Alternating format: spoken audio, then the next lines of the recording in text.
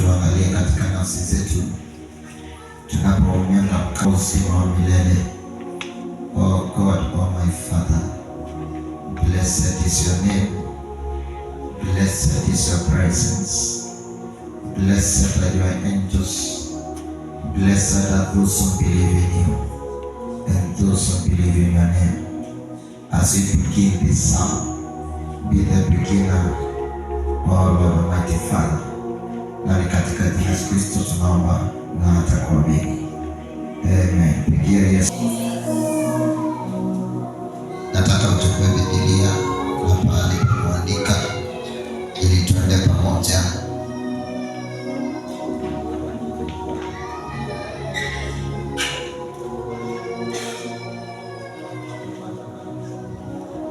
Nataka uchukue tu na kuandikia na Biblia lako tuende pamoja. How many are ready to listen the word of God? Jipigie makofi mazuri. Our topic today is building fire. Unaweza kumwambia building fire. Mwambie tu vizuri tu. Our topic is building fire. Kuna watu hawajasema vizuri. Mwambie tu building fire. Mwambie tu vizuri tu building fire. Pigia Yesu makofi mazuri. Itakuwa nasoma tukisonga na Mungu atakuwa pamoja nasi. Na nataka tuangalie kile kinaitwa building fire. Hello. Na unisikilize tuangalie kile kinaitwa building fire. Nataka tuangazie maana aswa ya building fire ni nini. Kwa kutafsiri kwa Kiswahili ni kama unaweza ukawa na moto lakini ule moto unafaa kuongezeka katika maisha yako. Sikiliza twende pamoja. Unaweza ukapata moto umewaka kidogo ni mwingi sawa sawa, yani moderate and also excess. Now listen, kuna vile Mkristo, maandiko inasema kwamba Mkristo yeyote anafaa kuwa amewaka moto. Pigia Yesu makofi mazuri. Maandiko inasema Mkristo yeyote anayetanishwa na jina la Yesu Kristo anafaa kuwa amewaka moto. Gusa mwenzako mwambie kuwaka moto. Kama unampenda jamani tu mwambie kuwaka moto. Gusa rafiki yako tu mwambie kuwaka moto. Unamwambia nini? Maandiko yanasema katika kitabu cha Hebrews na vitabu vinginevyo. Sikiliza twende pamoja. God is a consuming. Kuna watu sijasikia wakisema. Maandiko yanasema God is a consuming fire. Consuming fire. Wangapi wamesema kwamba God is consuming fire? Inua tu mkono nione tu kwa mkono wako. God is consuming fire. Pigia Yesu makofi mazuri. Na nataka tusonge mahali ilikuwa sana. Sasa wamenyonga kabisa. Now listen, twende pamoja. Tunataka kuangalia ukiwa umekuja kwa Yesu unafaa kuwaka moto kwa njia gani. Na kutoka hapo tutaenda moja kwa moja tuone mambo yanayoweza kutokea katika anga wakati mtu amewaka moto. Bwana Yesu asifiwe. Katika kitabu cha Genesis mpaka Revelation, mtu yoyote alikaa na Mungu, ikiwemo Musa, ikiwemo Elijah, ikiwemo na hata mitume katika New Testament, it was a requirement. Listen. Ilikuwa, sikiliza, it was mandatory. It was a requirement. Ilikuwa ni hitaji ya huyo mtu akae akiwaka moto. Pigia Yesu makofi mazuri. How many are ready to learn? If you are ready to learn, raise up your hands. Pigia Yesu makofi mazuri. Now, listen. Jinsi ya kujenga moto. Hapo ukiangalia building fire means keeping your record proper before God. Taka tuanzie pale. Sikiliza.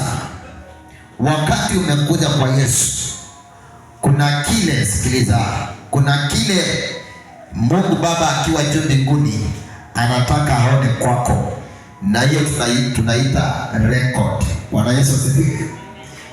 Ikiwa rekodi yako haijasomeka vizuri, sikiliza, ule moto badala ya kuongezeka huwa unazima. Bwana Yesu asifiwe. Na the more record inakaa vizuri, the more record inakaa vizuri, ndivyo moto unaanza kuwaka katika maisha yako. Nataka tuende pamoja. Hakuna mtu yoyote moto utaongezeka kwake bila rekodi yake mbele za Mungu kuonekana ikiwa sawa. Pigia Yesu makofi mazuri. Watu wengi mkienda kuuliza kazi kule kwenye kampuni, unaitishwa kitu kinaitwa CV, si ndio? Curriculum. Sikiliza, unaulizwa hii kazi unasema unaiweza, ni nini kinaonyesha kwamba unaiweza? Alafu unaambiwa kuna kitu kinaitwa interview. Praise be to Jesus. Munaitwa, alafu yule mtu rekodi yake ni sawa, anachukuliwa. Vile kwa Mungu, sikiliza, ukija kwa Yesu anakuchukua vile ulivyo, na ndiposa moto wake kwako anaanza kuangalia kile kinaitwa record. Pigia Yesu makofi mazuri. Now listen this. Mtu yoyote, kanisa kama hii, mtu yoyote aona tabia nzuri au mbaya, ameruhusiwa kuingia kanisa. Alo? Uona tabia nzuri au mbaya, Yesu amekuruhusu kuingia kanisa. Na ukishaingia kanisani jinsi ulivyo, ni kazi ya mchungaji kuhakikisha, sikiliza, kuhakikisha amekufahamisha vile inavyotakikana ikuwe, ndivyo wake moto. Unaweza kuja hapa kama mlevi, lakini ukiwaka moto, ulevi unaondoka na kunachipuka kitu kingine. Pigia Yesu makofi mazuri. Unaweza ukaja kanisa, sikiliza, waka you'll be another person. Pigia Yesu makofi mazuri. Unaweza ukaja kanisani, sikiliza, ukiwa mtu ambaye anapenda ulaghai, lakini ukiwaka moto unakuwa another person. Pigia Yesu makofi mazuri. Wale Yesu anawaita wakuje, sikiliza, anaita watu wote na ubaya wao, lakini wakifika kanisani, basi anahitaji record. Ni uliingia kanisani Januari, saa hii tuko mwezi wa 10. Hebu nione rekodi yako kama unafaa kuwaka moto haula. Pigia Yesu makofi mazuri.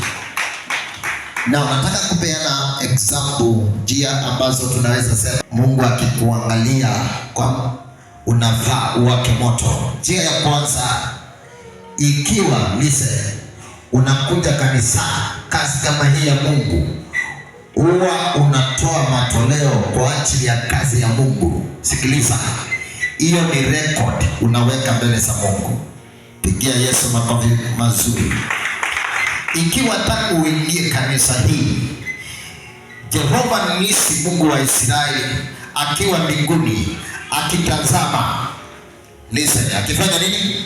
Akitazama, ataona kila Jumapili kuna sadaka yako ulileta kanisani, na sio tu kila Jumapili, hata katikati ya wiki kuna kitu ulitoa. Sikiliza, ambapo anaiona ilifanya kazi katika madhabahu hii. Hiyo ni record. Guza mwenzako, mwambie record. Guza mwenzako tu, mwambie record. Now, jambo la pili, listen, attending church services. Listen, tangu ulipoingia hapa, Mungu akiwa juu mbinguni anaitazama. Listen, rekodi yako vile huwa unahudhuria kanisa. Listen, anaona yule mtu anaitwa Rachel, tuende January ameattend zote, tuende February, tuende mwezi mwingine hadi sasa. Hiyo rekodi yako iko sawa. Kumaanisha kama rekodi yako ya kuingia kanisani na kuabudu iko sawa, umefaulu, umepita. Sikiliza, umefahamika mbinguni kwamba unafaa kuwaka moto. Pigia Yesu makofi mazuri. Niongeze tu base kidogo pale tafadhali. Niache kuweka mic kwa mdomo. Kiweka huko haina sauti. Unataka tu niweke karibu. So make sure unaongeza sauti. Bwana Yesu asifiwe. Now listen, twende pamoja. Nataka tusonge mbele. God will appear and even ask you what you want. Nataka tuingie pale sasa. Ikiwa rekodi yako ni mzuri mbele za Bwana, hata hautashinda kumwita Mungu. Sikiliza, maandiko yanasema God himself, Mungu mwenyewe tu atajileta. Sikiliza, akuulize unataka nini mwanangu, na hapo ndipo nataka tuingie. God will appear. If your record is proper, God will appear and ask you, what do you need? Listen this. Watoto wa Mungu, listen this. Ikiwa rekodi yako iko sawa, God will appear himself and ask you, what do you need? Listen. Do you know, unaweza kumaliza ibada kama hii na usiku ukilala, malaika wa Mungu haje kwako akuulize. Sikiliza, usungumuse na malaika kwa ndoto. Nimekuona ukiatendi mpaka kuanzia Januari mpaka sasa. Nikiangalia record, umesupport kazi yangu. Unataka nini mwanangu? The angel will come. Hakuna malaika wa Mungu atatoka mbinguni aje kuongelesha Mungu ama aje kuongelesha mtu ambaye ako hapa duniani bila proper record. Pigia Yesu makofi mazuri.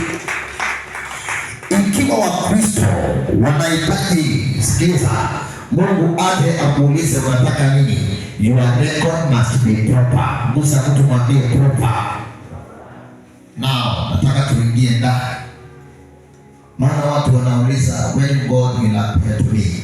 Kuna watu wengine wanasema, nasikia Mungu anitembelea mtume wetu, nasikia Mungu anitembelea mwingine, lakini mimi nimeachwa.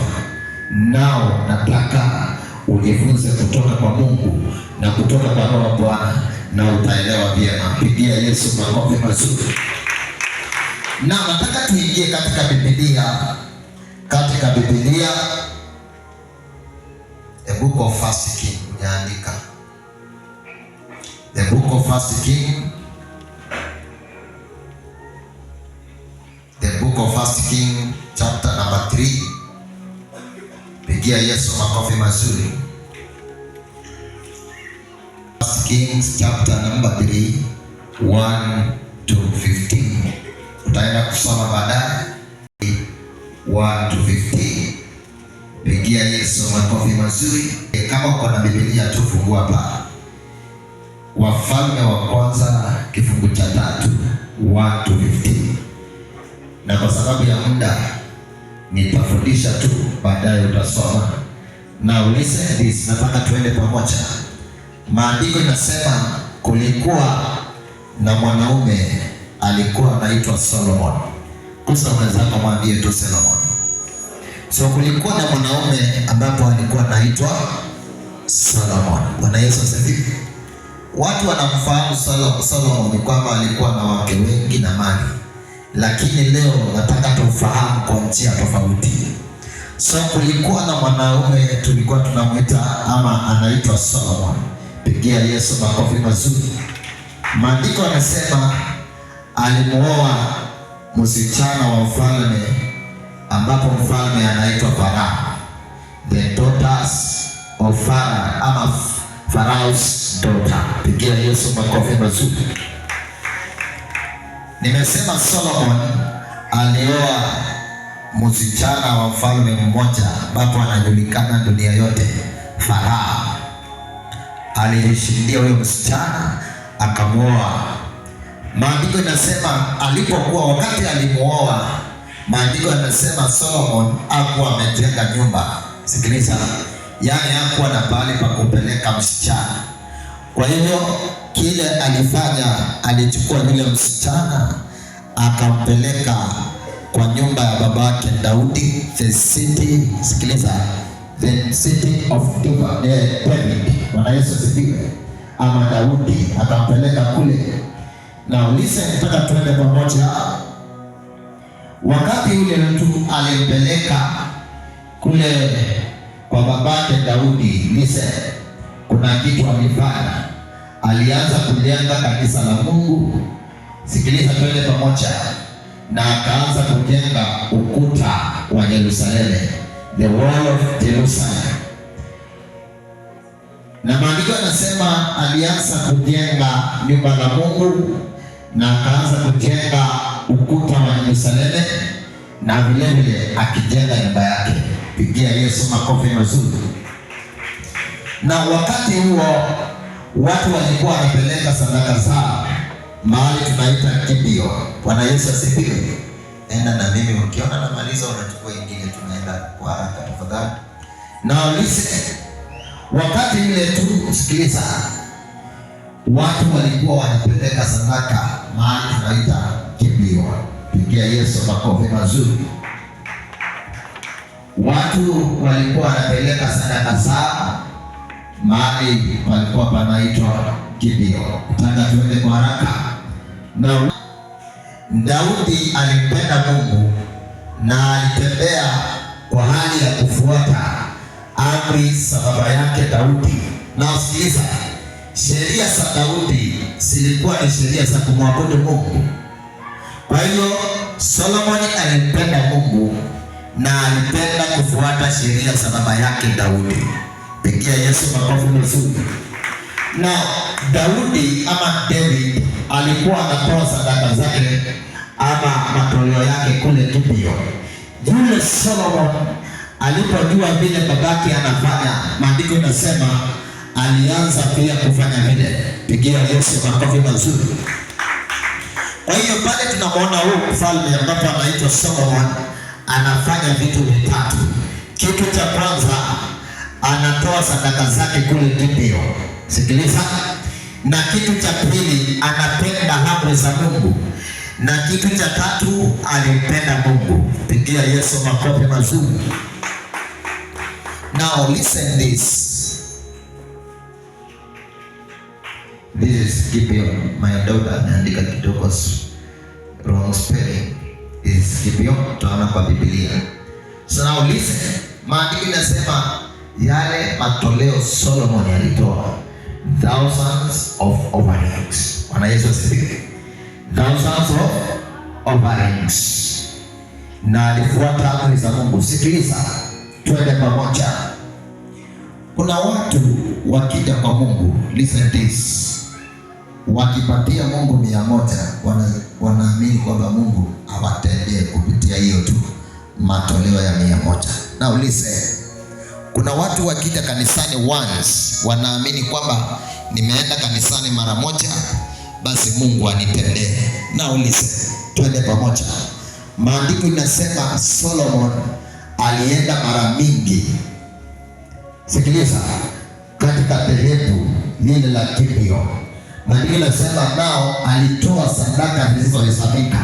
Maandiko inasema thousands, inamaanisha zilikuwa mingi. Pigia Yesu makofi mazuri. Na usiku moja tu, kwa sababu listen, usiku moja ukisoma pale maandiko inasema usiku moja Mungu akiwa juu mbinguni. Listen, Mungu akiwa wapi? Juu mbinguni. Endelea kunitengenezea sauti kiweka hapa isikike. Pigia Yesu makofi mazuri. Siku moja Mungu akiwa juu mbinguni akaona kuna mtu pale duniani anaitwa Solomon. Huyu mtu anafuata amri zangu. Huyu mtu anafanya nini? Anafuata amri zangu. Huyu mtu anatoa matoleo, na huyu mtu ananipenda. Mungu akaona akiwa juu mbinguni. Hii spika umezima hii. Pigia Yesu makofi mazuri. Lakini maandiko inasema Mungu akiwa juu mbinguni alingojea Solomon akalala usiku. Akalala nini? Usiku. Alimngojea tu akalala usiku. Mbingu haikungoja usiku tu, mbingu haikungoja. Maandiko inasema na Mungu akamtokea. Wakati tunasema Mungu akamtokea, anaweza kuwa alituma malaika. Malaika wa Mungu akija ni the same as Mungu amemtokea. Listen, usiku tu Solomon akilala, Mungu akamtokea kwa ndoto. Wakaanza kuongea Solomon na Mungu, wakaanza kufanya nini? Kuongea. Pigia Yesu makofi mazuri. Wakati watu wa hiyo area kwa ndoto wanatokewa na paka inakuja usiku. Sasa kwa Solomon ni Mungu anatokea. Pigia Yesu makofi mazuri. Wakati watu waliokufa walikuwa wanatembelea watu usiku, kwa Solomon sio hivyo. Ni Mungu anatokea kwa sababu rekodi yake iko proper. Pigia Yesu makofi mazuri. Na nataka uone hapa, wakati wengine watu wengine wanasikiliza kwa ndoto wakilala, sikiliza, wanaota wakilima kwenye shamba. Kwa Solomon haikufanyika hivyo kwa sababu rekodi yake ilikuwa sawa. Pigia Yesu makofi mazuri. Mungu akiwa juu mbinguni aliona kwamba huyu mtu, tukiangalia rekodi yake, kila mara anatoa sadaka kwenye hekalu langu na kila mara anafuata amri zangu, attending all services. Kwa hivyo lazima nimtembelee. Lakini maandiko inasema that night God came upon Solomon. Akaja kwa ndoto akamwambia Solomon, uliza chenye unataka nikupatie. Lord appeared in a dream at night and asked Solomon, uliza chenye unataka nitakupatia. Imagine this situation. Can you imagine? Kwa ndoto ukiongea na Mungu. Kwa ndoto. Kwa ndoto. Yaani ni kwa ndoto tu unaongea na Mungu. Unaongea one on one. Uliza chenye unataka. Hata sikiliza, sio kanisa. Yaani Mungu anaona zile sadaka umetoa kanisa, vile mara mingi umeenda kanisa, anaona tu hata nikutembelee kwa ndoto. Uliza chenye unataka.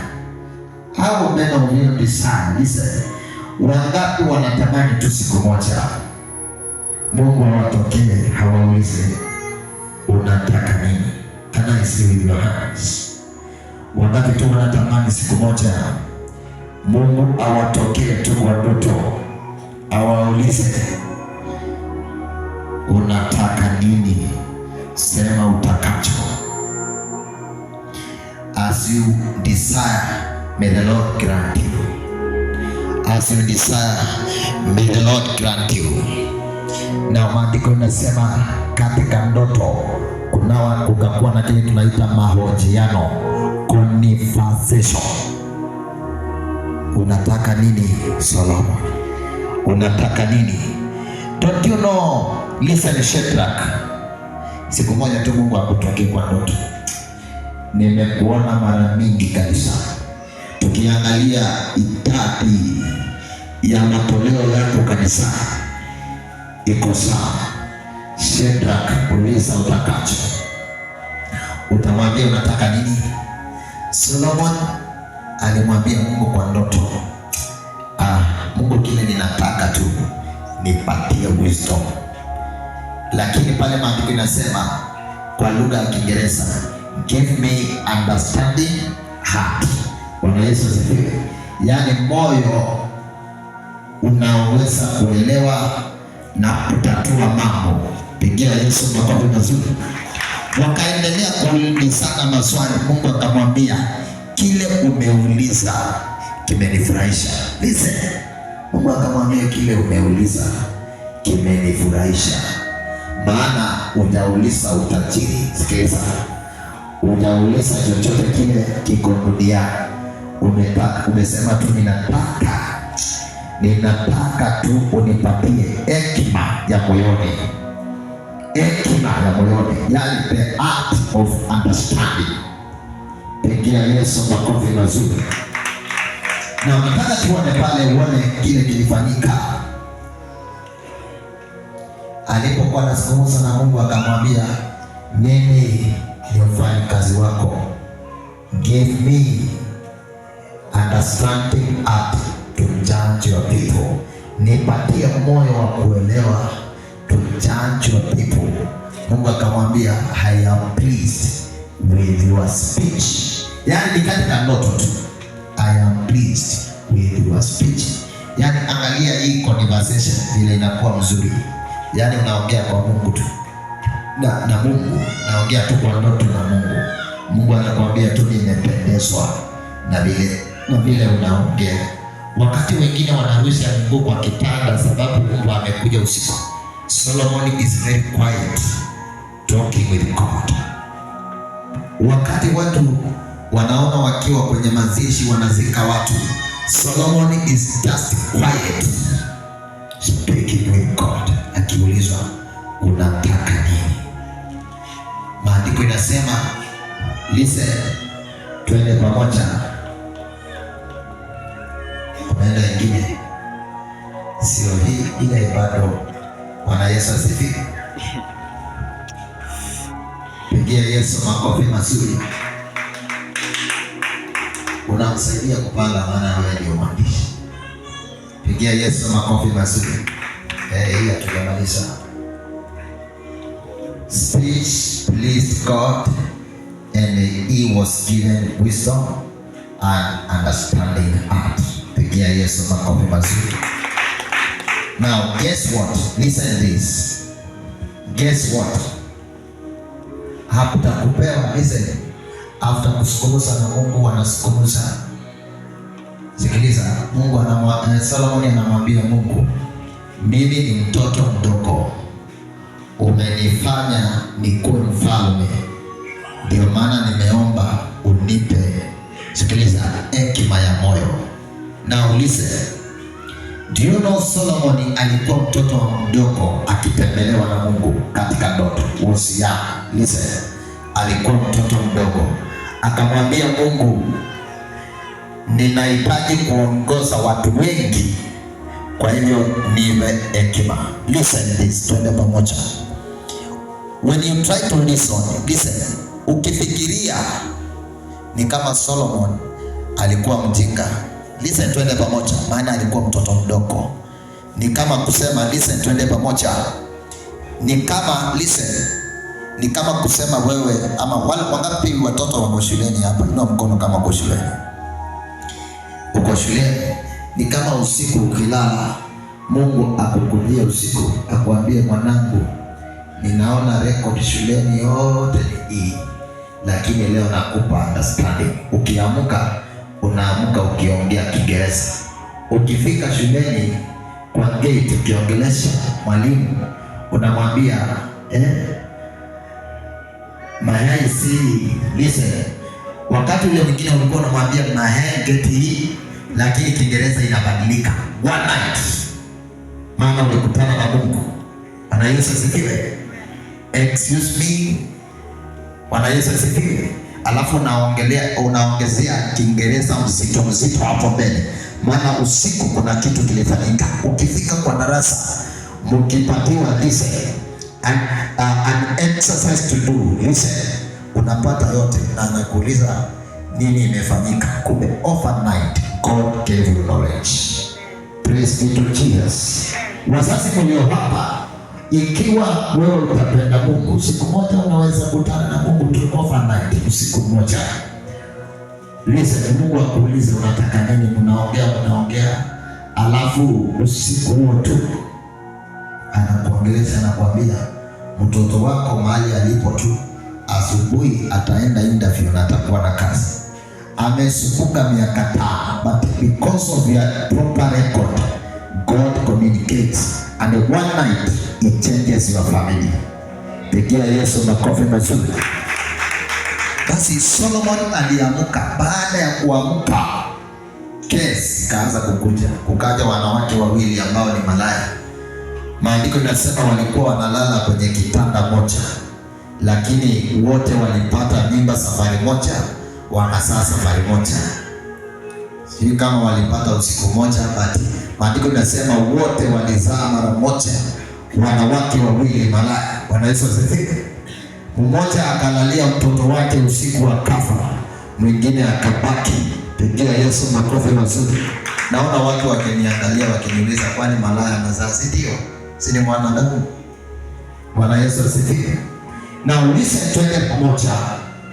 Kesi ikakuja kwa Solomon, lakini Solomon alipatana na Mungu kwa ndoto.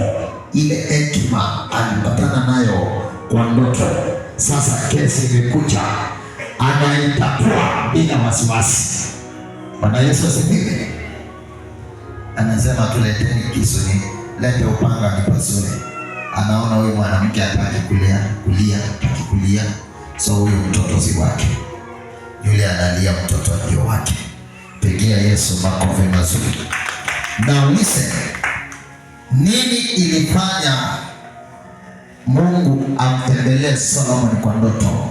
God to appear in Solomon in a dream. Proper record. Pigia Yesu makofi mazuri. Proper record. Listen, Wakristo, sikiliza, ambao kazi ya Mungu kama hii, like wangapi hii kanisa ndio yao? Kama hii kanisa ndio yako, pigia Yesu makofi mazuri. Ikiwa wakati wowote unapata 1000, sikiliza, unakumbukanga kazi ya Mungu na unaitolea, sikiliza, you are preparing a way that God will meet you. Praise be to Jesus. Listen, tuende pamoja. Kwa nini katika ndoto wa Kristo hakuna mabadiliko? Because kwa moyo wako you don't care. Listen, you don't care how. Ukipata chochote kule kazini kwako, au kumbukangi kwamba kuna ile kanisa unaenda na kuna kazi ya Mungu inafaa itolewe matoleo. If you don't remember that and you consume everything, then ndoto huwa asibadiliki. Pigia Yesu makofi mazuri. Ndoto huwa asibadiliki. Listen, ikiwa siku moja ulipata 2000 na ukaikula yote, ukakosa kazi ya Mungu, ndoto kubadilika ni ngumu. Pigia Yesu makofi mazuri. Na listen, twende pamoja. Kuna siku tunakuanga na crusade. Nilifurahishwa na mtu mwingine wakati tulikuwa tunaenda ile crusade ya Ikungu. Praise be to Jesus. Alinitumia ile 100 tulikuwa tunatoa, na mimi nikasema wacha nitaenda nyumbani kwake. Nikapata asubuhi hawajakunywa chai, saa 7 hawajakula chochote, na usiku walikuwa wamekula, lakini ile nia alisema hawatanunua chakula iende crusade. And I said in my heart, Mungu, hata kama huyu mtu hana kazi, wacha tu, shughulika tu, bariki huyu mtu. Na hiyo siku tukimaliza crusade saa 2 usiku, sikiliza, rafiki yake walisoma naye, sikiliza, primary, hata si wapi, alimwona tu Facebook, kamwambia nitumie namba yako, kamtembea. Siku mingi tujaonana, wacha nikusukumie kasoda. Ikakuja 1500, akanitumia ile 500 tena. Nikaona, sikiliza, ikiwa listen, vile mtumishi wa Mungu ako, vile kanisani Mungu anafanya hivyo. Ikiwa kuna siku moja utapata 2000 na kuna babu imechomeka pale, au kumbuki ile babu ni 252 imezima, kesha inazima, lakini haukumbuki kwamba inafaa kuwaka, utolee Mungu kitu. Ndoto huwa zibadiliki, and God to appear in your dream ni ngumu sana, na akikuja akuulizi kile unachotaka. Ukisoma Biblia, kuna watu wengine kama Farao kwa ndoto. Mungu alikuwa anawakuja, sikiliza, ya kuwauliza wanataka nini, anawaambia sasa, umecheza na mimi, mtaisha empire. Usingojee hiyo, tafadhali, kama wewe ni wa Mungu. Always remember the work of the Lord. Ikia Yesu makofi. Katikati ya hii wiki kuna mtu ameniambia hapa, kisa kusema jina, akaniambia ibada za prophetic toeni karatasi upatie watu. Akaniambia mimi natuma 150, na huyo mtu hana kazi, yani 150. Akanigusa kwa roho, nikaona huyu mtu anatafuta vile Mungu atamuuliza anataka nini. Lakini watu wengi sisi wa Kristo hatuna hiyo ya kufahamu kazi ya Mungu. Now listen to this, twende pamoja. Listen to this. Ikiwa siku moja, listen, kuna watu ambao ukipata 5,000 unangawajia kwamba unaweka mahitaji yako yote mbele, unasema za Mungu zimesha. Then the dreams to change ni ngumu sana. This is a secret in God. That fire, ile moto inafanya kazi hapa na mtume, kuwaka kwako mpaka Mungu akutembelee inakuwaka ngumu. Pigia Yesu makofi mazuri. Kuna watu wanaulizaka, ikiwa mimi niko na 200 nitatoa namna gani? Listen. Wangapi wako na watoto? If you have children, raise up your hands. Mtoto akikulilia na uko na njaa, huwa unakula? Anakula kwanza. Kazi ya Mungu ni kama huyo mtoto. Hii kanisa inaweza tulilia iseme kwamba ninahitaji kitu fulani, hiyo ni kilio. Listen, I need something, hiyo ni kilio. Ikishalia hivyo, sikiliza, sisi ndio tunafaa kuingia kwa mfuko, tutoe dhabihu zetu. Pigia Yesu makofi mazuri. Tukifanya hivyo, Mungu naye anatuongelesha. Angalia serikali yetu inatembeana huko mbao, ikiitisha pesa inajua ndio kuna pesa. Kwa nini wanafanya hivyo? Maana hizo ni hazina sawa. Lakini sisi ambao ni wa Mungu, if your record is proper, your dream must change. Pigia Yesu makofi mazuri.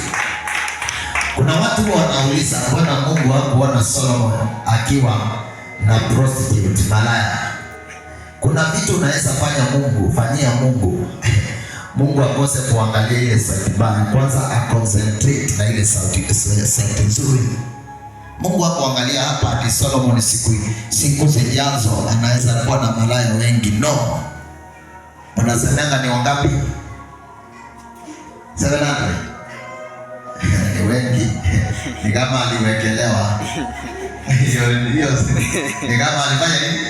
Mwenye aliandika Biblia ni kama aliwekelea ati 700. Na sasa hivi watu wanashindwa na wili ama watano. Mtisha. Naona unacheka. Pigia Yesu makofi mazuri. Na tukisoma pale mbele, nataka kujiuliza swali lako. Umekuwa ukiomba Mungu akutembelee? Go to your record. Angalia attending services. Wangapi tangu tuanze Januari hujakosa ibada? Ni watu mkono. You are here. Tangu Januari ianze hujakosa ibada. Kipigie makofi mazuri. Listen. Ukitazama Biblia vizuri, Mungu anaongea na kitu kinaitwa content. Listen. Wakati unaomba Mungu, namwambia Mungu, the whole of this year I have been giving, nimekuwa nikitoa sadaka kwa kazi yako, nimekuwa nikienda kesha na crusade. Now I need something more. I tell you, the heaven will not be silent. Hakuna mbingu itanyamaza. Mbingu itafunguka tu.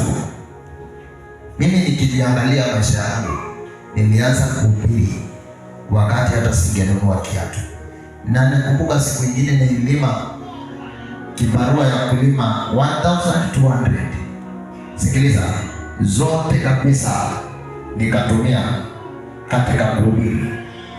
Nakumbuka hiyo siku nilikuwa ninaenda kuhubiri mahali panaitwa African Inland Church. Wamonyo wanakuita hivyo, Adiriva huko. Sio hii ya Nairobi kule nyumbani. Pigia Yesu makofi mazuri. Na ikawa ni mbali. Bwana Yesu asifiwe. Na nikaamua nitakwenda, na kawaida yangu huwa ninafundisha na materials and all that.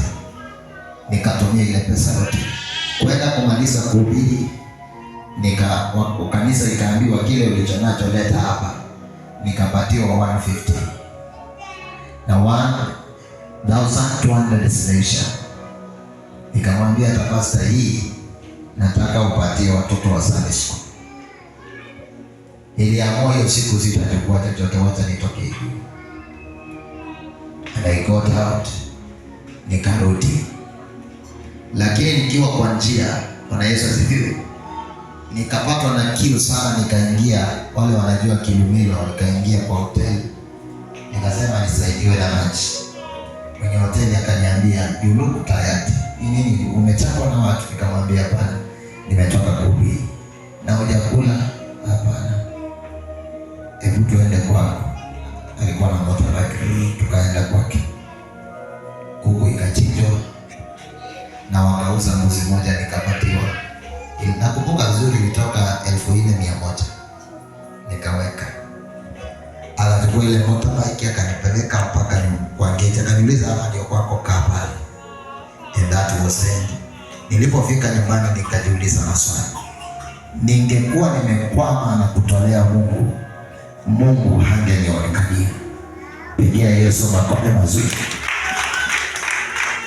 Hata wale tumekuwa hapa kama kinawandia hapa, na Yesu asifiwe. Kuna siku tulikuwa hapa tu. Listen. Sasa hiyo tuko na mixer, tuna speaker. Na ile pesa nimebaki nayo tu ndio hiyo tu. Yote nikatoa nikanunua speaker. Na nikasema nitaenda kazi Mungu. Tukamaliza ibada, nikaanza kutembea. Nilitembea mpaka huko kwa Musioka huko. Nikaona jamaa mwingine akaniambia, unakaa kivutini pastor, unatembea mguu, kaa kwa motorbike. Nikafika pale Machakos. Kufika pale nikapatana na mjaluo mwingine akaniambia, nafika Garissa, tunaweza enda? Nikaingia. Nilienda mpaka nikafika kwanza mapema. Na nikasema hakuna vile utafanya kazi ya Mungu and then your things will stand firm. Gates must open. Bwana Yesu asifiwe. Now, nataka nikuambie hii. There is this prayer. People pray. Kuna hii maombi watu wanaomba.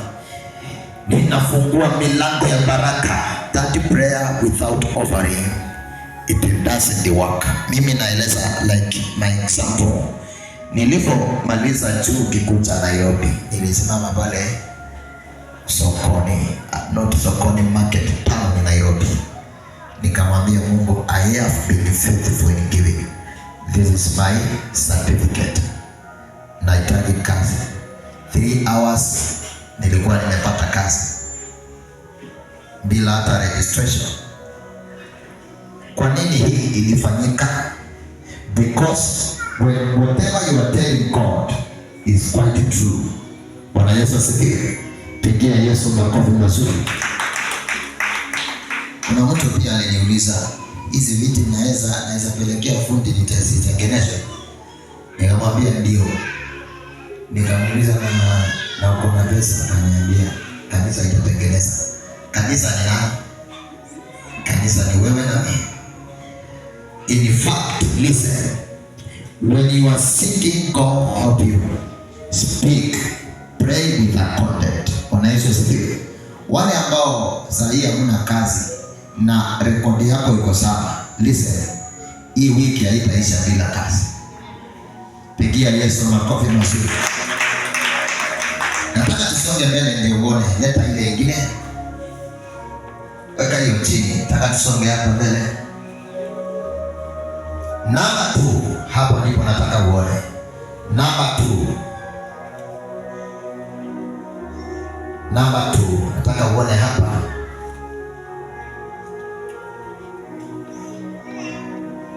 Ukitaka listen, kuwaka moto kwetu kunasaidia maadui wetu, badala ya kuwa maadui wanakuwa marafiki. Nisikilize vizuri. Ukiwaka moto na moto ukiendelea kuwaka, wale maadui, sikiliza, wako sio tena maadui. Maandiko yanasema wanakuwa marafiki. Pigia Yesu makofi mazuri. Nataka nieleze pale tuelewane vizuri.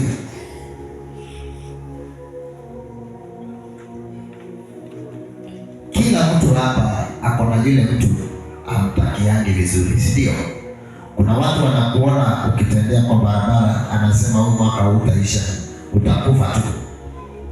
Kuna watu wakikuona pengine umepata mimba, wanasema itatoka tu. Kuna watu wanakuona uko single, wanasema utakaheri tu. So all of you have enemies. Bwana Yesu asifiwe. Kuna mtu anakuona tu umeoa, anasema tu bibi atatoroka tu. Sikiliza, kila mtu anakuwa na maadui, lakini maandiko yanasema ukiwaka moto, maadui wanakuwa marafiki na wanafanya kile unachofanya. Sikiliza, kwa nini maadui wa Kristo wanaongezeka? Kwa sababu yule Mkristo moto wake unazima. As long as, listen, ikiwa tu moto wako unazima kila mara kwa mara unaenda chini, wale marafiki hawawezi fanya kile unachofanya. Pigia Yesu makofi mazuri. Nataka tuangazie hapa. Kulikuwa na mfalme mmoja ambapo anaitwa Saul. There was one king by the name Saul. Pigia Yesu makofi mazuri. Kulikuwa na mfalme mmoja jina yake anaitwa Saul. Siku moja aliamua kumuoa yule tunamuita David. Pigia Yesu makofi mazuri. So alikuwa na mpango mbaya wa kuweza kumuoa Daudi, na aliamua. Listen, watoto wa Mungu sikilize. Na Saul akiwa mfalme alikuwa kicha ngumu sana.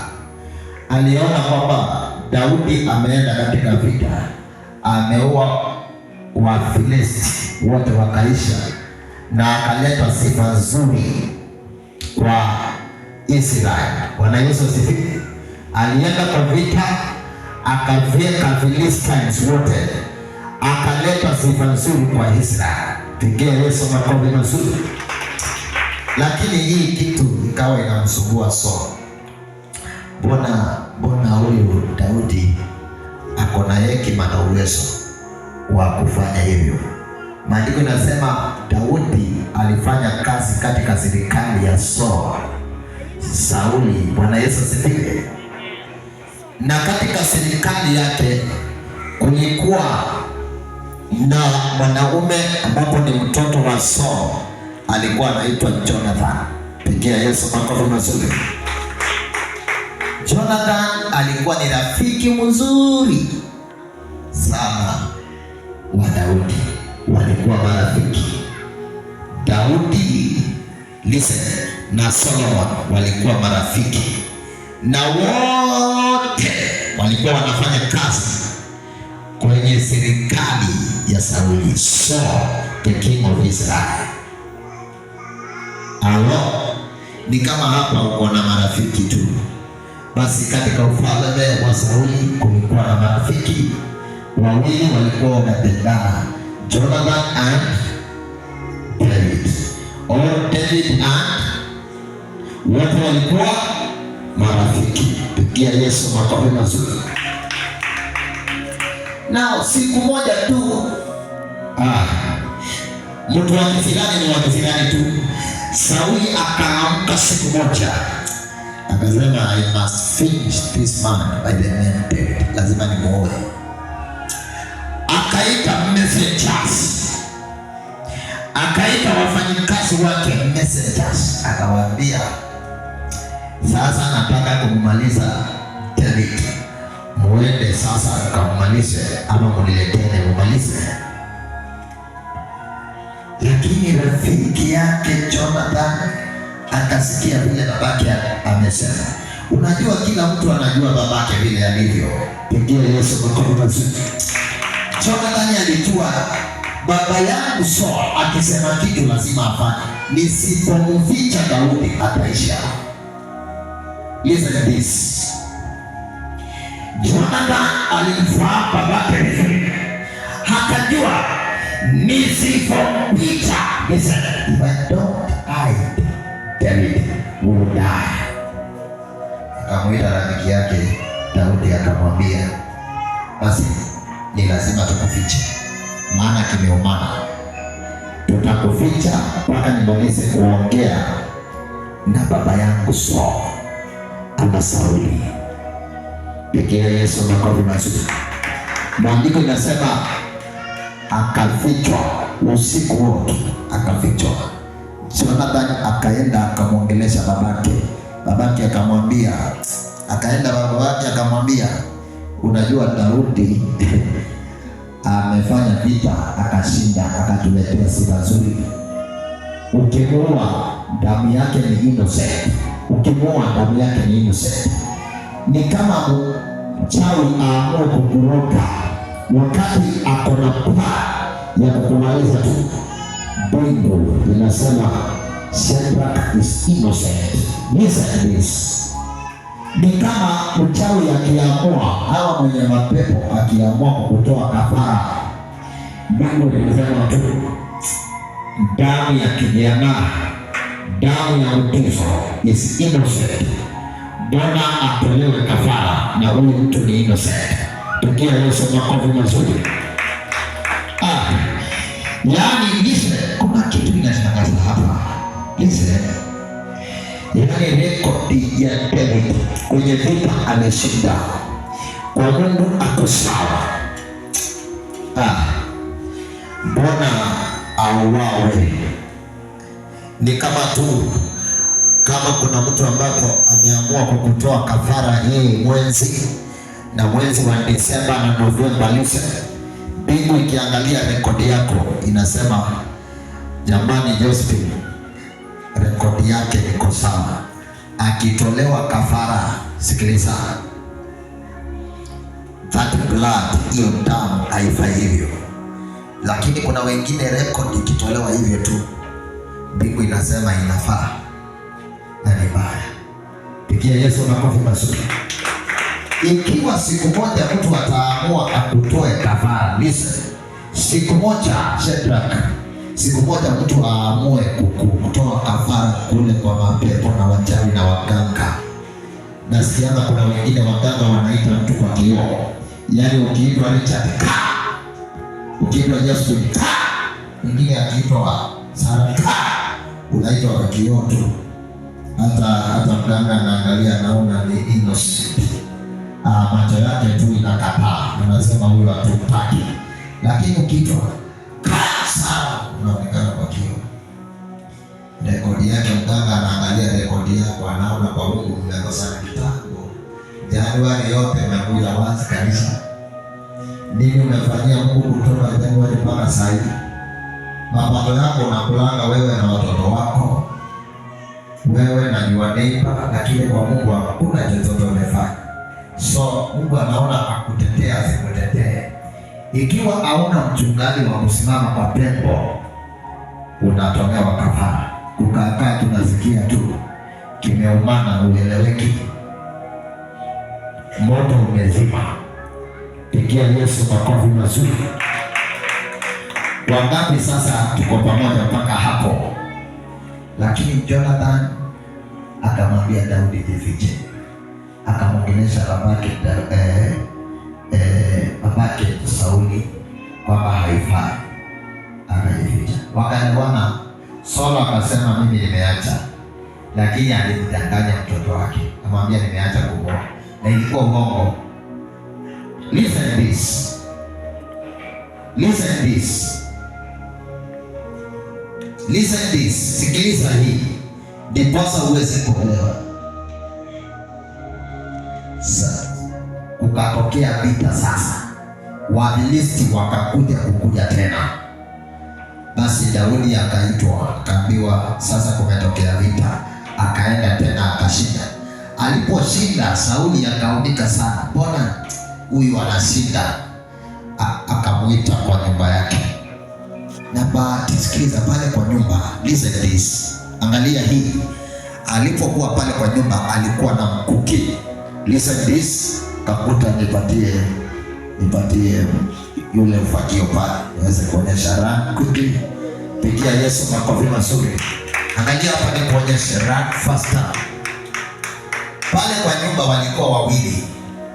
Simama hapa kama Jonathan. Walikuwa wangapi? Wawili. Lakini Sauli alikuwa na mkuki. Walikuwa hapo ni kama walikuwa wameketi. Akamwangalia, mbona hii jamaa inashinda vita? Nataka niimalize. Maandiko inasema Saul ama Sauli akaingiwa na distressing spirit. Roho ikamuingia. Distressing, roho ya kusumbua. Akamwangalia Daudi akaona, niliamua kumuua huu, wacha nimuue. Akachukua ule mkuki.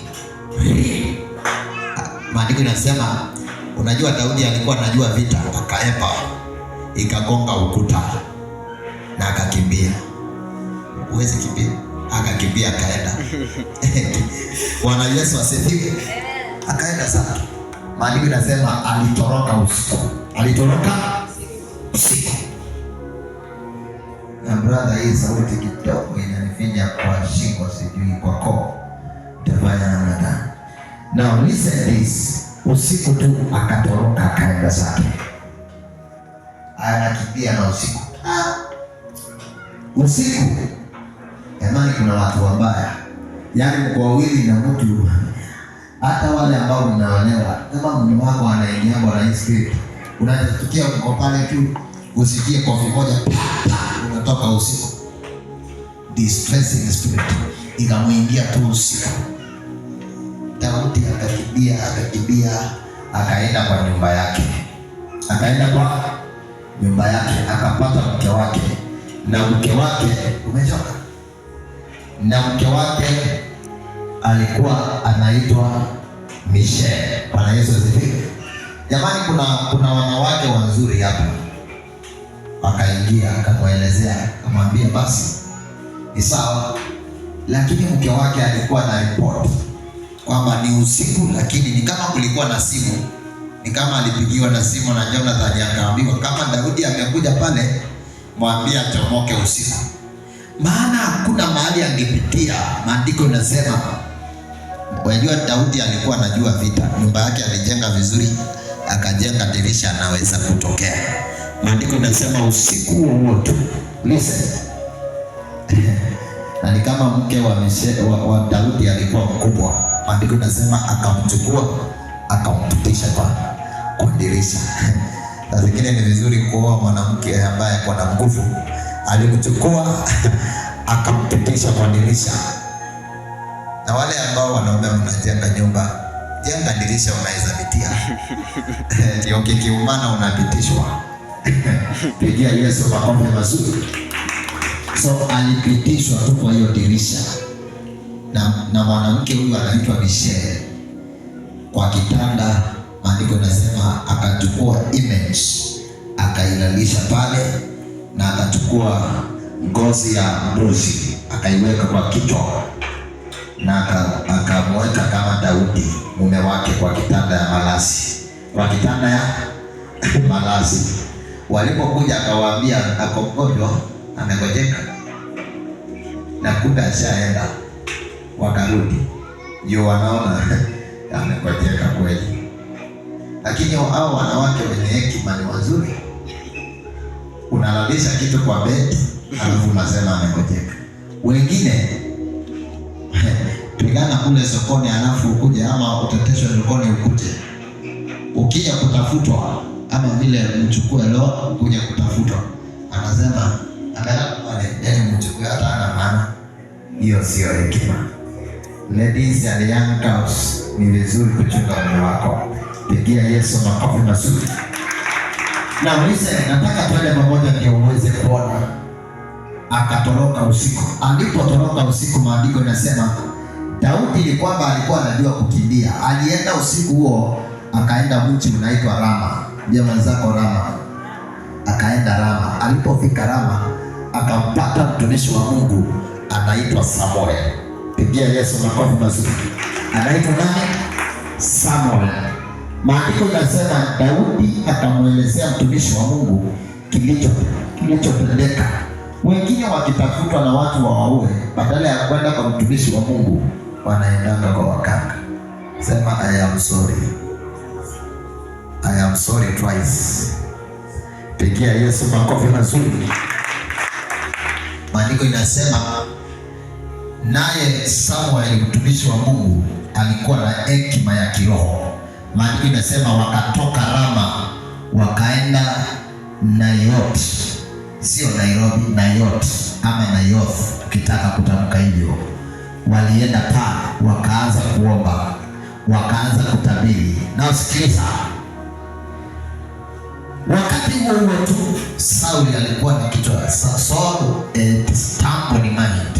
Akatuma akamwambia, nendeni mkaniletee Daudi nimumalize.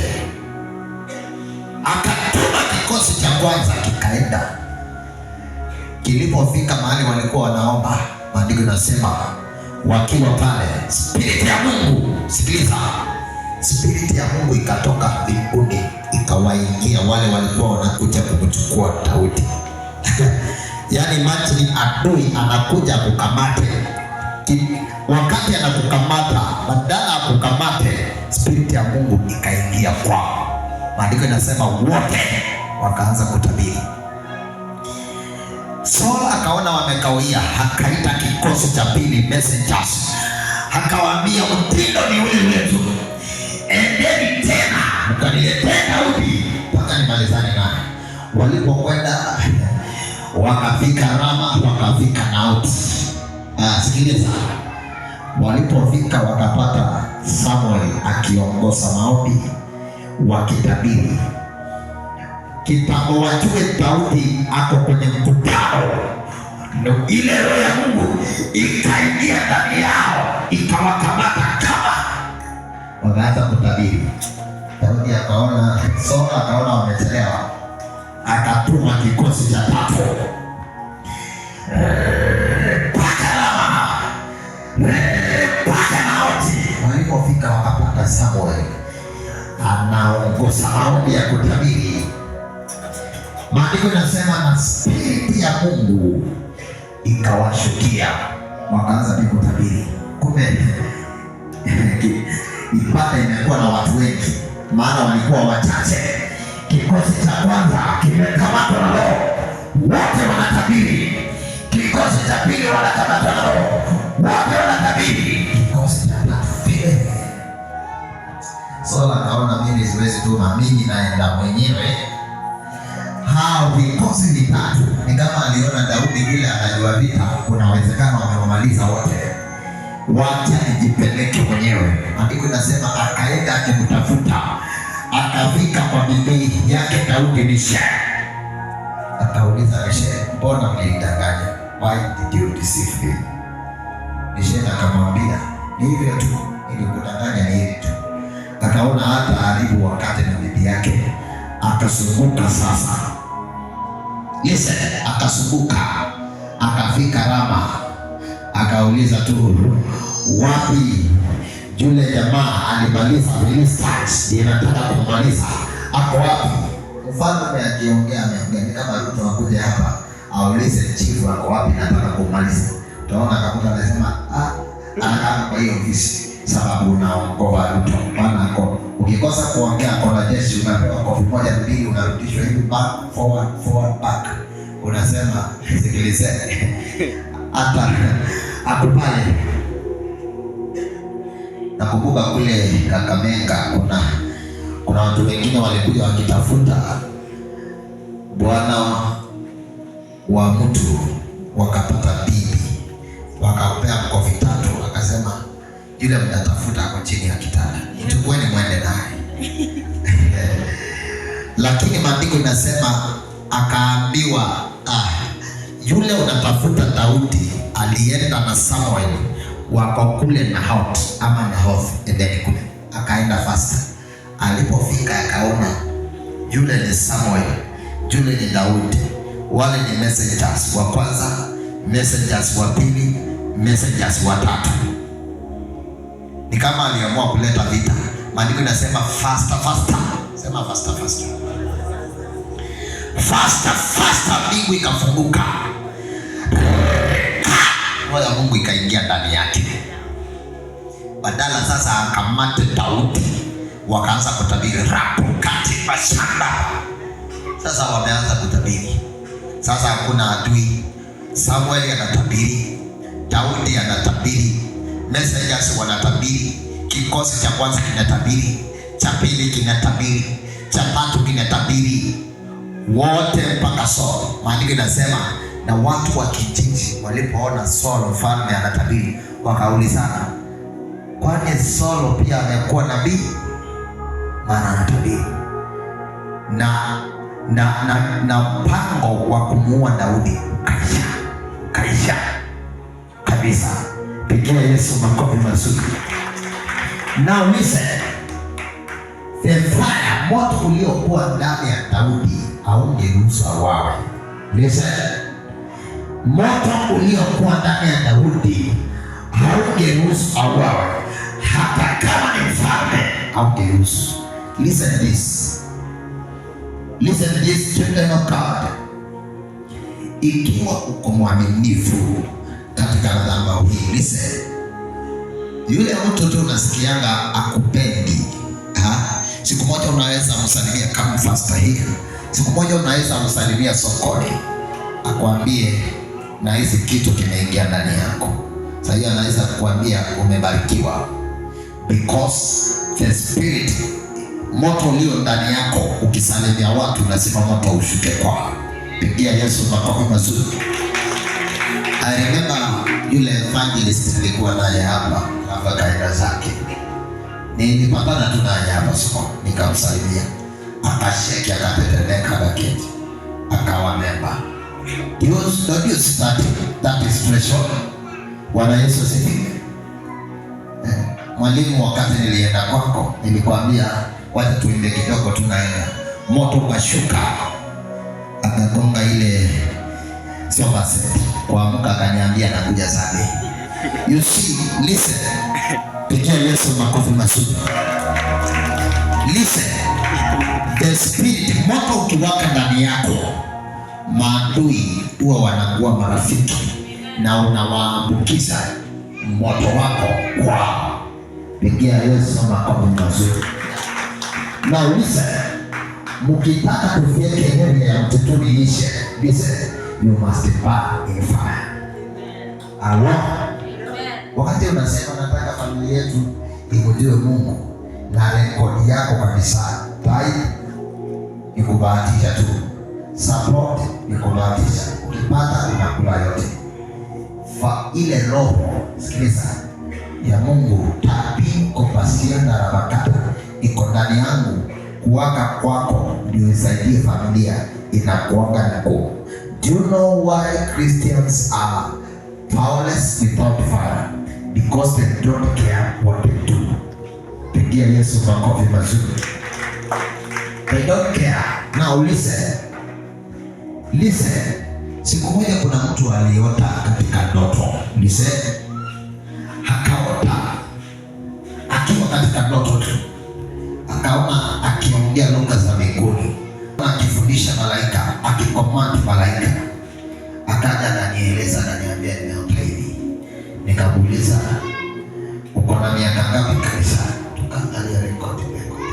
Na nikaona huyo mwanaume, kuna siku mtoto wake alifukuzwa shuleni na akapata kwa mfuko wake akotuna tani peke yake. Hakumpatia, aliambia mtoto kaa nyumbani mpaka nitafute. Hii ni ya Mungu. Lakini sisi wa Kristo, kile kinachokuja cha kwanza tunatumia ile ya Mungu kukidhi mahitaji yetu.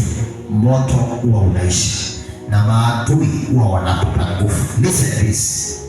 Adui wa Daudi alikuwa ni Saul, na hakuna vile angekuwa na nguvu maana Daudi alikuwa na moto ndani yake. Pigia Yesu makofi mazuri.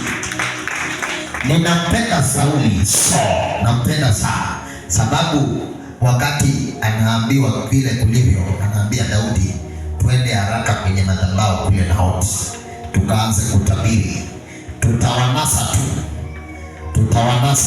Bwana Yesu asifiwe. Unajua kuna mtu alikuja hapa akakwambia umekuja pale ambapo kuna mapepo. But I tell you, listen, hii spirit ya Mungu inawaka hapa, itawanasa tu wakuwe members. Amen. Pigia Yesu makofi mazuri.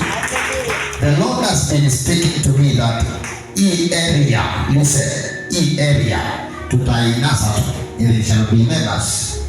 Kuna watu walitutusi, but they will be members. Kuna mtu alikuongelea vibaya, ukija hapa they will be members. Pigia Yesu makofi mazuri.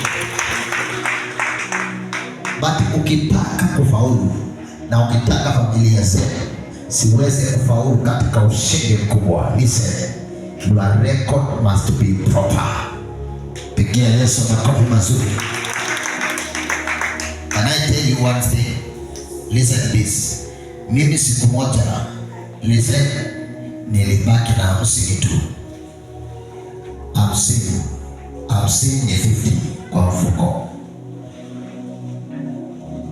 Na niko Nairobi tu, hapa tunaita Jio. Nikimwona nilikuwa tunaenda kutembelea babangu akiwa. Na kitu kaniambia, hii hauna kitu kingine cha kupatia hiyo siku, kupatia hiyo 50. Nikamwambia nakaniuliza mwanangu, uko sawa? Uko na fare? Nikamwambia niko na fare. Uko sawa? Kaniambia bye bye tukutane. Nikamwambia wacha niende nitafute gari. Utatafuta nani? Hata ule kula.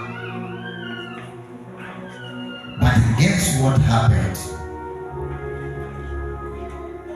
Listen, mtu anapigia simu kutoka Kericho na hata sio mshirika wako. Aniambia hello, hi pastor.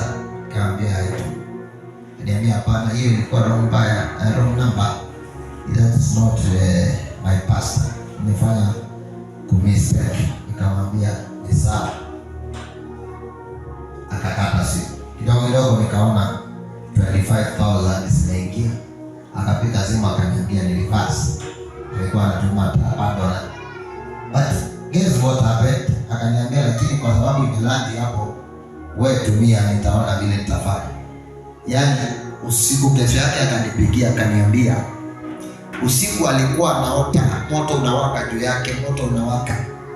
Na ajui hiyo namba aliweka aje. Na hiyo asubuhi alipokuwa anatafuta kaona hii nataka nipatie mchungaji wake, lakini ikakuja kwangu. Mimi nikafurahi sana.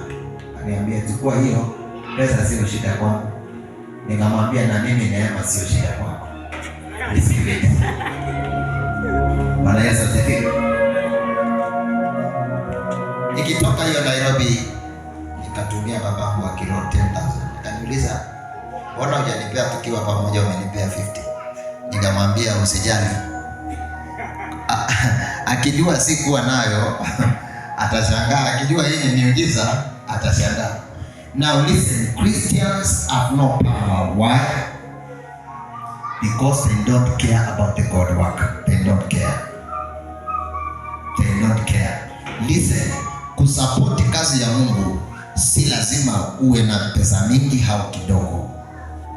Ile unapata, ukikumbuka mahitaji ya kwako, unafaa ukumbuke kazi ya Mungu. Pigia Yesu makofi mazuri. Yule sister alileta chai hapa. Listen, alileta chai mara ya kwanza. Siku nyingine Bwana Yesu asifiwe, akasaidia mahali fulani. Kutoka hapo anti yake kutoka namba akampigia simu akamwambia na kurudisha shule ukasomea daktari. Na hapo kazi sasa ya mwanangu yako ile tunaita ile attachment.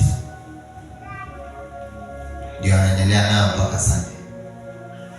Now listen, yani ile tunasikuwa kwamba alikuwa nayo, lakini kuona niletea wageni chai, hiyo tu ikamgusa Mungu peke yake. Bwana Yesu asifiwe. Siku moja jaribu kuomba Mungu, mwambie Mungu, badilisha maisha yangu, na uangalie rekodi yako ya time uone haiko sawa. Utang'ang'ana. Mimi tunasimama hiyo pengo na kuambia Mungu, mhurumie Monday, mfinye Wednesday. Mhurumie Thursday, mfinye Friday. Ndio tuende hivyo mpaka ujue. Kwa sababu mimi ni baba na kulilia mbele za Mungu. Ukiangalia Musa alikuwa anaambia Mungu, hao watoto wote wa Misri kweli wataisha. Mungu wasamehe. Wanauawa nusu, wengine wanabaki. Na mimi ninaomba tu kwa neema ya Yesu Kristo, wacha maombi yako iwe na uzito. Iwe na nini? Na uzito. Kuna siku nyingine nimefundisha hapa nikasema, siku ile utakuja kanisani uwezapo useme ile kiti inakaliwa na Ruth nilinunua bila kitu. Yaani nipata 500 nikasema sitakula leo, sitafanya nini? Ile kiti nitaleta. That record is very okay before the Lord. Bwana Yesu asifiwe. Pigia Yesu makofi mazuri. Hatutoi kwa sababu tuko naye. Mimi naweza toa ushuhuda. Siku moja mimi mwenyewe nilienda Lise, na sikwambia ufanye hivyo. Tulikuwa tunaenda crusade kule na tulikuwa tunatoa kila mtu 1000.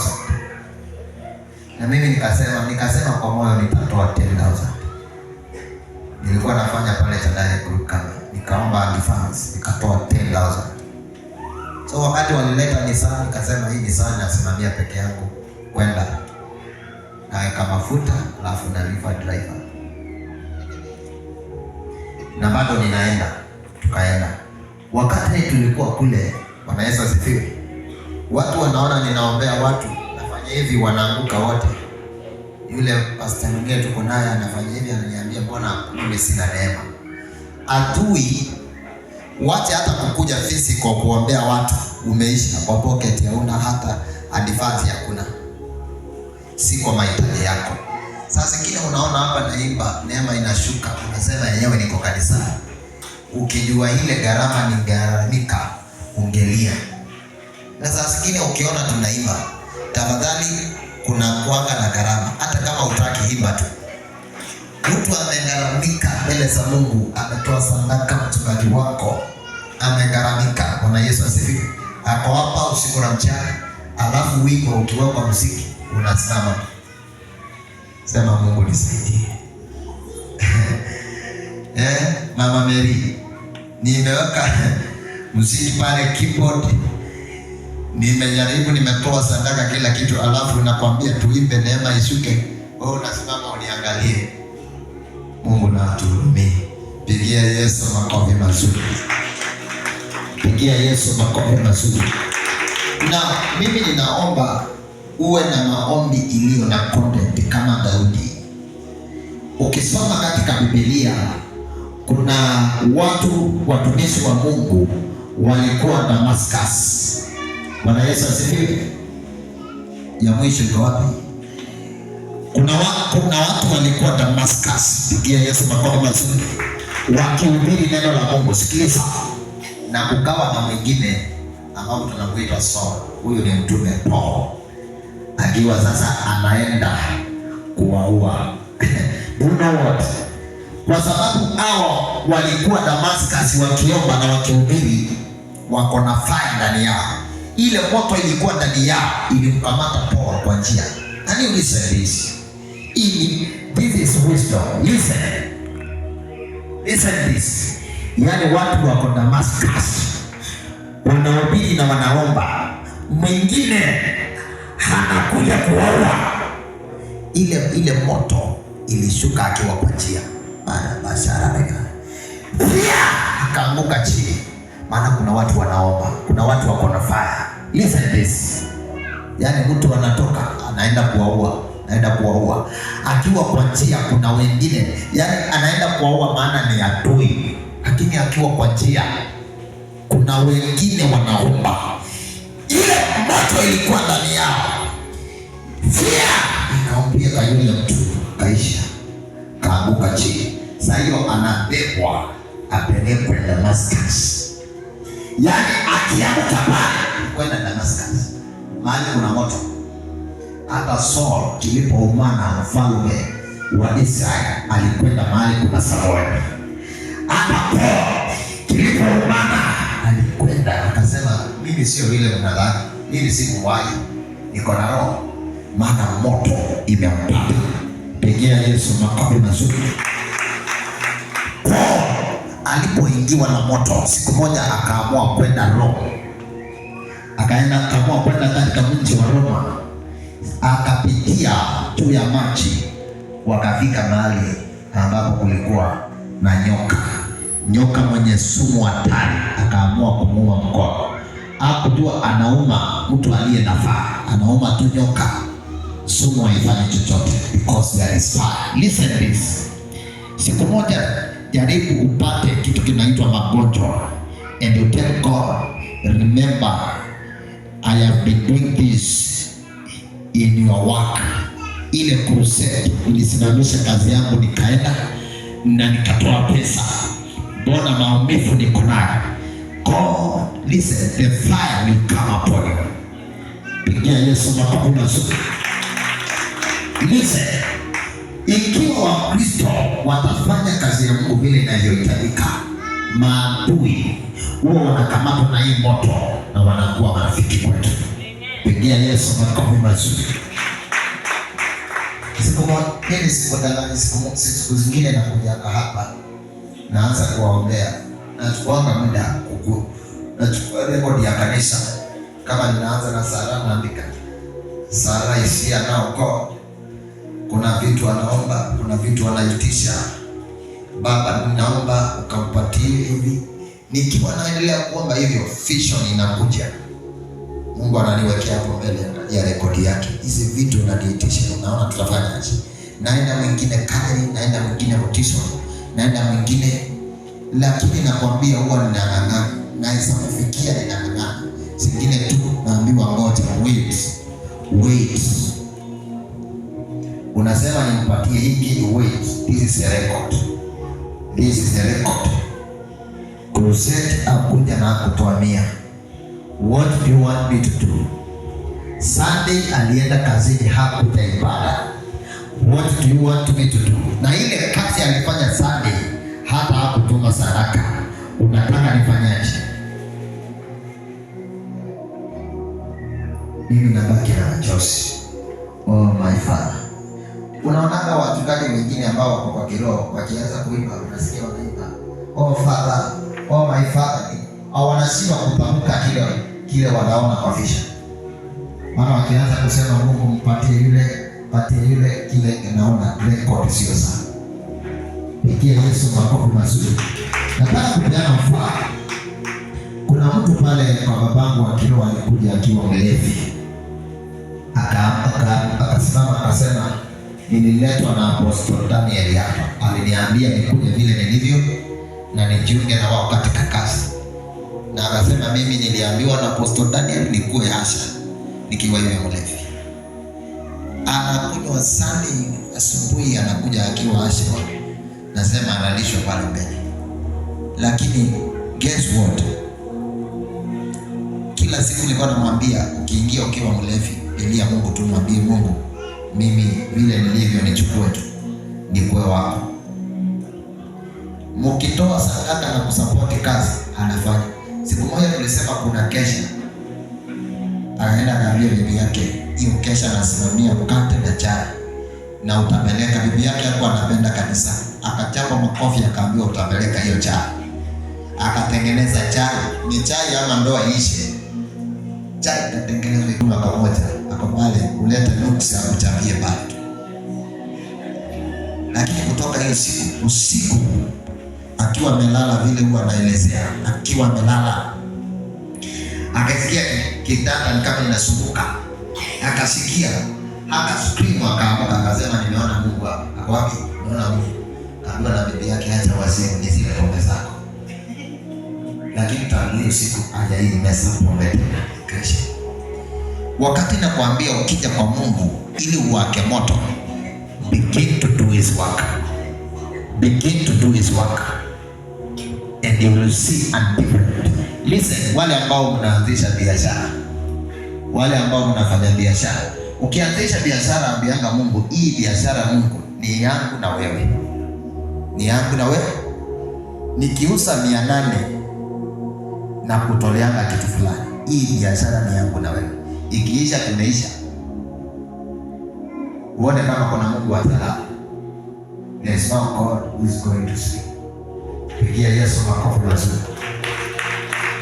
Kuna siku nilikuja hapa mimi, washirika wote walikuwa hapa Kasaini, wakaongeleshwa na mtu wa Kahama wote, nikabaki peke yangu. Mpaka wafuasi wangu vice versa na nini nao wakahama. Kwa hiyo siku akaenda Catholic, nikabaki hapa.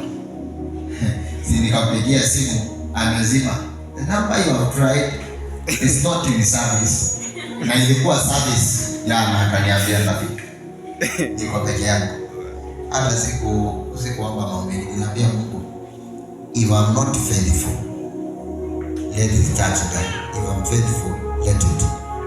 You know that Sunday kulikuja mtu kutoka Nairobi, mwingine wa pale market, mwingine nimempata pale anauza makani, nikamwambia twende kanisani. Akakuja na watoto wake 3. Si tumeja. Wakaulizana, kanisa ilikuwa na watu? Watu walikuwa. Walitoka wapi? Na ikaenda hivyo, wandi akakuja tena. Tukaja na mwingine anaitwa Mbinya. Yaani Holora. Bwana Yesu asifiwe. Siku nyingine nikiwa kule Madera, kazi tu. Nikainua mikono nikaambia Mungu, the way I am faithful, kuna kazi yako kule nimeiacha. Watu wote wametoroka, nitafanyaje? Nilikuja hapa nikalia nikaomba Mungu, nikatembea hivyo, nikaenda nikaketi ile barabara ya Kalia, nikaambia Mungu, hapa kuna mtu wako. Bwana Yesu asifiwe. Nikapatana na Sara akaniambia tunakuja kesho. Sara akaja, kakuta ndio huyo, watu wakaja tena. Na nakwambia vizuri, angalia vile ulivyo. Sikiliza, watu watajaa hapa. Bwana Yesu asifiwe. Watajaa kushangaa na utakuwa ukiwaleta, lakini unaambia mtu twende kanisani, anakuambia ndio tunaenda. Na nilikwambia ukiona mtu amekuja kanisa na ametoroka, kwa anga yake kuna shida. Wale watu wako serious na Mungu huwa atoroki hii kanisa. Pigia Yesu makofi mazuri. Now listen. Tukienda upande kumalizia, listen. If your record is not proper, shetani huwa anaongezeka kwako. Ukiona inafika mahali unaacha kanisa, mtu yeyote unafika mahali unaacha kanisa, au uanzangi vingine, unaanza na crusade kusupport. Unaanza na kingine na nini? Tukiitisha kitu kanisa kusupport. Tithe unakula yote. Next utaenda. Kuna mwingine hapa akakuta alikuwa ananiambia sasa huyu ataenda tu. Mimi nikaona akakuta kwa roho. Maana hii ni maandiko. Ule moto wa shetani huwa unawaka na unakukamata. Unafika kule sokoni unaanza kusema hapa ni kwa devil worship. Si kwa devil worship. Fire went down. Pigia Yesu makofi mazuri. Mkitaka ndoto zenu zibadilike, change your attitude towards God work. Sisi kama watu wao wanaishi kama mimi, wanaishi kama mimi. Kuna siku hizi speaker mbili zilikuwa zimenyamaza. Siku anang'ana. Maana hii speaker ni kama ushika. Siku ile iliongea, kuna mtu Mungu anahukumu hiyo siku. Anasema ile speaker, kuna mtu amekula time, kuna mtu amekula pesa, hajatengeneza. Listen.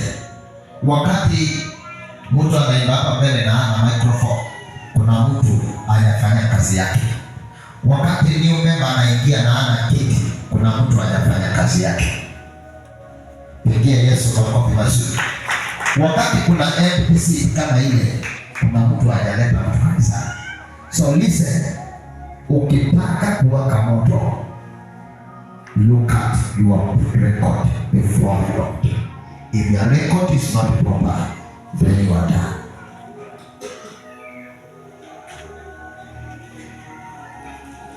And believe this, children of God. You know, wale ambao kuna biashara, kuna watu wanunuangi kwako.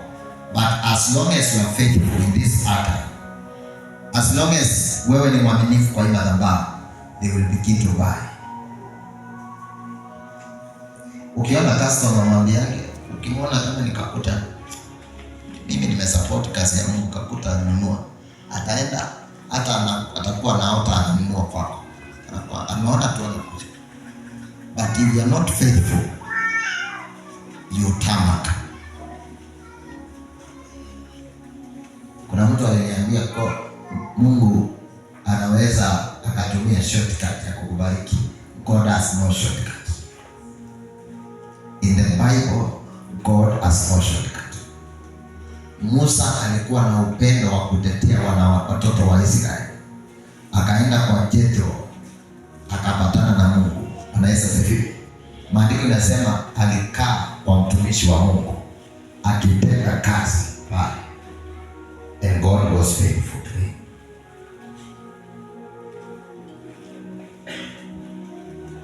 Now listen to this. Kuna watu ambao wakisikia kanisa linasema vibaya, unaingia kwa mkutano unaanza kusema vibaya pia. The Spirit of God ambayo inafanya kazi hapa, ukisema madhabahu vibaya, huwa inakukataa. Listen, na huo moto kuingia kwako ni ngumu sana. Ngumu sana. Maana ikiona utaingia mkutano wa kusema hii madhabahu ya Mungu vibaya, ni kumaanisha hata tukisema tununue kiti hautanunua. Ni kusema kwamba fungu lako la 10 na matoleo utakula wewe binafsi na hautasupport chochote. Kuna mwingine ameacha kanisa hapa kaniambia hiyo kanisa itakufa. Na alikuwa anakaa atoi mkitisha atoi lazima itakufa nimeenda. Nimepatana na yeye hapa juzi nikamwambia kuja uone imekufa. Kuja tukakuja tukasimama pale, ananiambia na hizi siwezi pita hapa. Naambia huwezi pita, maana ile roho iko pale itakukamata tu. Pigia Yesu makofi. Ikiwa hii madhabahu itakusaidia na spirit hiyo ndani yangu itakusaidia, hata ukienda nchi za ng'ambo, hata ukienda kufanya kazi wapi, usiwahi sahau hii kazi ya Mungu. Wale wanalika mko wapi? Ukipata kazi na hiyo, you forget. Once you forget, the fire forgets you. It forgets you.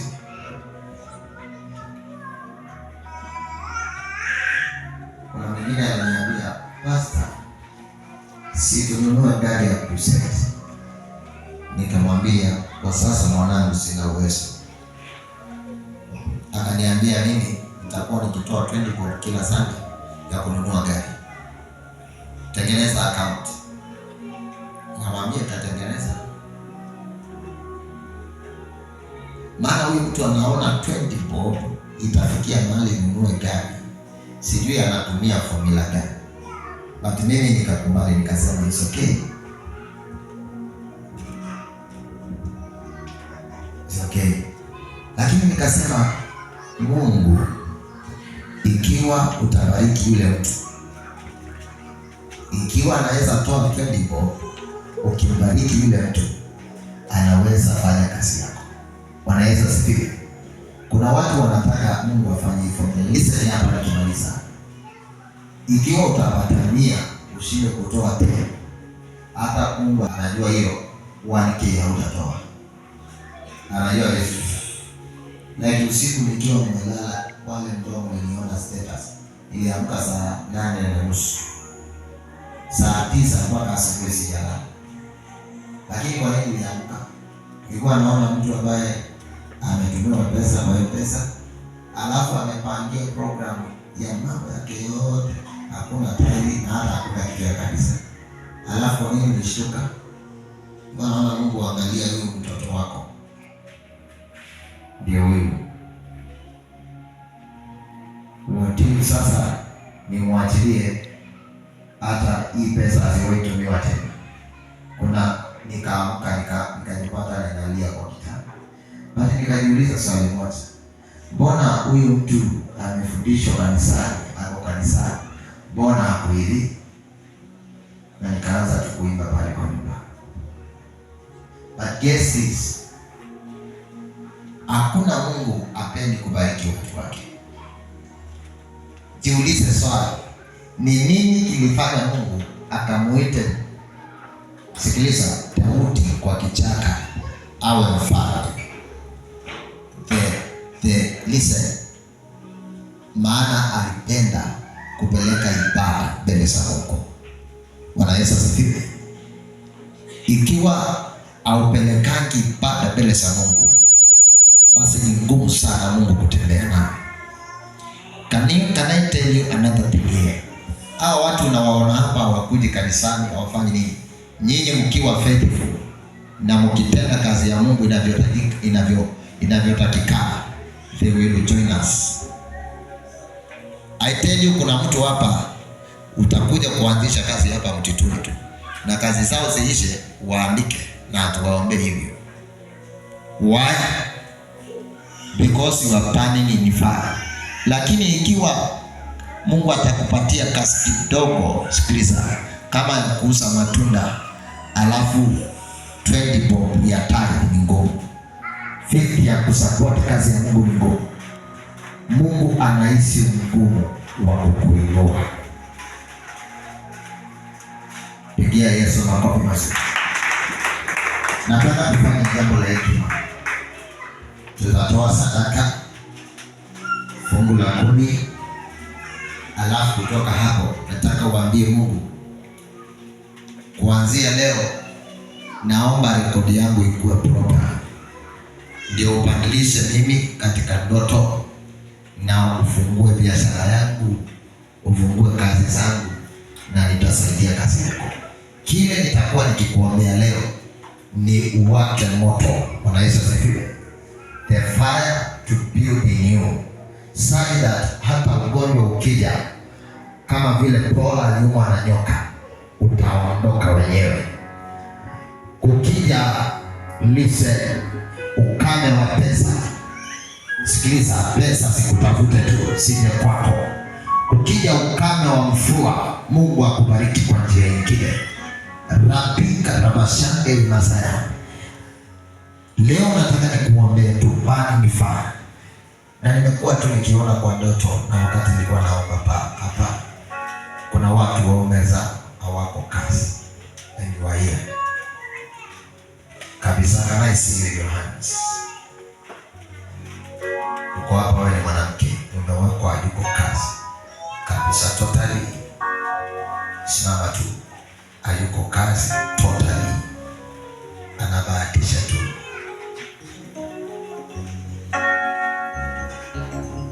Ukienda nyumbani, enda ukamwambie Bwana, let us be faithful. Na hata wiki haitaisha bila milango kufunguliwa. Simameni. Naomba tutoe sadaka kwa haraka.